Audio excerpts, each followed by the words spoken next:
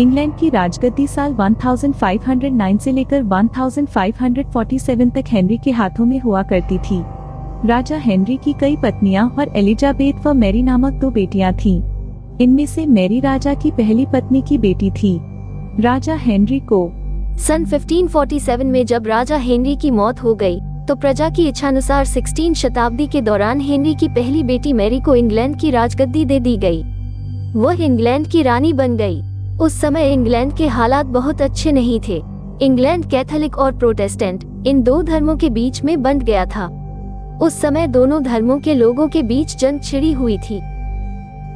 रानी Mary चाहती थी कि पूरे इंग्लैंड में सिर्फ एक ही धर्म हो, लेकिन लोगों ने उसकी यह बात मानने से साफ इनकार कर दिया था।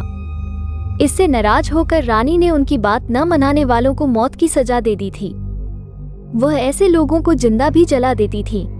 रानी मैरी की इस क्रूरता की वजह से इंग्लैंड के लोग उससे नफरत करने लगे। ऐसा भी कहा जाने लगा कि रानी मैरी कुंवारी जवान लड़कियों के खून से नहाती थी।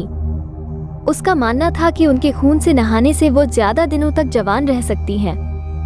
कुछ सालों बाद रानी मैरी ने शादी कर ली और कुछ समय बाद इंग्लैंड में एक खबर आई कि रानी मैरी गर्भवती हैं और जल्द ही उनके राज्य को उनका नया राजा भी मिल जाएगा। इस बात से हर सभी खुश हुए, लेकिन उस समय रानी मैरी के साथ बहुत ही अजीब घटना हुई। उनके गर्भ से किसी भी बच्चे का जन्म नहीं हुआ, बल्कि कुछ ही महीनों के बाद रानी मैरी का पेट फिर से सामान्य हो गया। वहां के ओझा लोगों ने अपनी तंत्र विद्या से बताया कि रानी मैरी के गर्भ में कोई बच्चा नहीं बल्कि एक भूत आकर निवास करता है। कुछ समय बाद फिर रानी मैरी के गर्भ में वही भूत आकर रहने लगा और वो फिर से गर्भवती हो गई।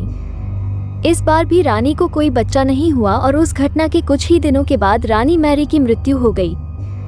इसके बाद मैरी की छोटी बहन एलिजाबेथ को इंग्लैंड की राजगद्दी पर बैठाया गया और एलिजाबेथ इंग्लैंड की नई रानी बन गई। रानी मैरी की क्रूरता की वजह से इंग्लैंड को लोग उसे एक निर्दयी औरत मानते थे। वहीं जब उसके गर्भ में बच्चे की जगह एक भूत का निवास होने लगा, तो लोगों ने उसे शापित भी करार दे दिया और इसी वजह से उसे लोगों ने ब्लडी मैरी का नाम दिया। कहानी से सीख। ब्लडी मैरी की कहानी हमें ये सीख देती है कि अपने निजी विचारों व सोच को लेकर दूसरे लोगों पर दबाव नहीं बनाना चाहिए।